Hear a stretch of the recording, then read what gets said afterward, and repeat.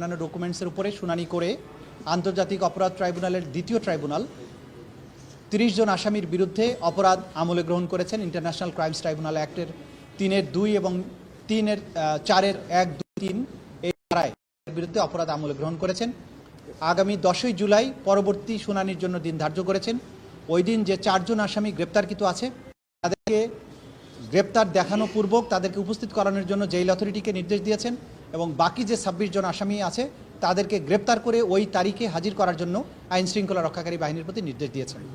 সেই দিন আসামিদের উপস্থিতির পরে বিচারের জন্য যে স্বাভাবিক কার্যক্রম সেটা গৃহীত হবে। যদি সকল আসামি গ্রেপ্তার করা না যায় তাহলে পলাতক আসামিদের ব্যাপারে স্টেট ডিফেন্স লয়ার নিয়োগ করার জন্য আদালত আদেশ দিতে পারেন এবং তার মাধ্যমেই আনুষ্ঠানিক বিচারের যাত্রা শুরু হয়ে যাবে।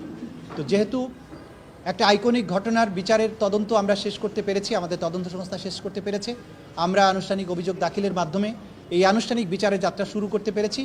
আজকের এই মুহূর্তে আমরা জুলাই বিপ্লবের শহীদদেরকে আরেকবার স্মরণ করছি এবং দেশবাসীকে এটা আশ্বস্ত করতে চাই যে আন্তর্জাতিক অপরাধ ট্রাইব্যুনালের তদন্ত সংস্থা এবং প্রসিকিউশন দিনরাত আপ্রাণ চেষ্টা করে যাচ্ছেন এই বিচার, যেটা জাতির একটা বড় প্রায়োরিটি, এবং ভবিষ্যতে এই অপরাধের রিকারেন্স ঠেকানোর জন্য রাষ্ট্রকে যে জায়গায় যেতে হবে সেই জায়গাটা নির্ধারণ করার ব্যাপারে আমরা দিনরাত কাজ করছি। ইনশাআল্লাহ ক্রমান্বয়ে সবগুলো মামলার তদন্ত রিপোর্ট পাওয়া যাবে এবং বিচার প্রক্রিয়া তার নির্দিষ্ট গতিতেই এগিয়ে যাবে এবং বাংলাদেশে ন্যায় বিচার প্রতিষ্ঠিত হবে। এবং সেখানে পুলিশের যারা ঊর্ধ্বতন কর্মকর্তারা ছিলেন, আমরা স্পষ্ট শেখ হাসিনার নির্দেশ লিথাল ওয়েপন ব্যবহার করা, শেখ হাসিনার নির্দেশটা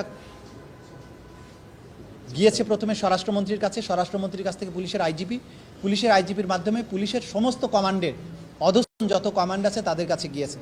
সেখানে বলা হয়েছে প্রাণঘাতী অস্ত্র বা করে ছাত্রদেরকে হত্যা করার জন্য। সেই নির্দেশের ধারাবাহিকতায় রংপুরে অপরাধটা সংগঠিত হয়েছে। সুতরাং সুপিরিয়র দায় হচ্ছে শেখ হাসিনার, আসাদুজ্জামান খান কামালের, আইজিপির, পুলিশের রংপুরের যারা ঊর্ধ্বতন কর্তা ছিলেন তাদের ব্যাপারে ঊর্ধ্বতন দায় এখানে এই মামলাতে পাওয়া গিয়েছে এবং তাদের ব্যাপারে চার্জশিট দাখিল করা হয়েছে। এবং পাশাপাশি অক্সিলিয়ারি ফোর্স হিসাবে আওয়ামী লীগ এবং বিশ্ববিদ্যালয় প্রশাসন এই ছাত্রদের আন্দোলন দমনের ব্যাপারে পুলিশকে কিন্তু সরাসরি নির্দেশনাও দিয়েছে। সরকারের পাশাপাশি বিশ্ববিদ্যালয়ের ভিসি সহ বিশ্ববিদ্যালয়ের প্রশাসন, ওই সময়ের প্রশাসন যারা ছিল তারা সরাসরি পুলিশকে উস্কানি দেওয়া নির্দেশ দেওয়ার কাজ করেছে। যেহেতু সুপিরিয়র অবস্থানে থেকে এটা করেছে সেজন্য সুপিরিয়র রেসপন্সিবিলিটি বিশ্ববিদ্যালয়ের যারা ঊর্ধ্বতন কর্তা ব্যক্তি যারা এই মামলার আসামি তাদেরকেও এই দায়ী করা হয়েছে। তবে মূল দায়টা হচ্ছে সরকারের, শেখ হাসিনা থেকে শুরু করে পরবর্তী পুলিশ অফিসারদের। আমরা একদিনও বেশি সময় নিচ্ছি না, নেবও না। যথাসময়ে বিচার শেষ করার জন্য যা করা দরকার সেগুলো আমরা করব, বাকিটা নির্ভর করবে আদালত।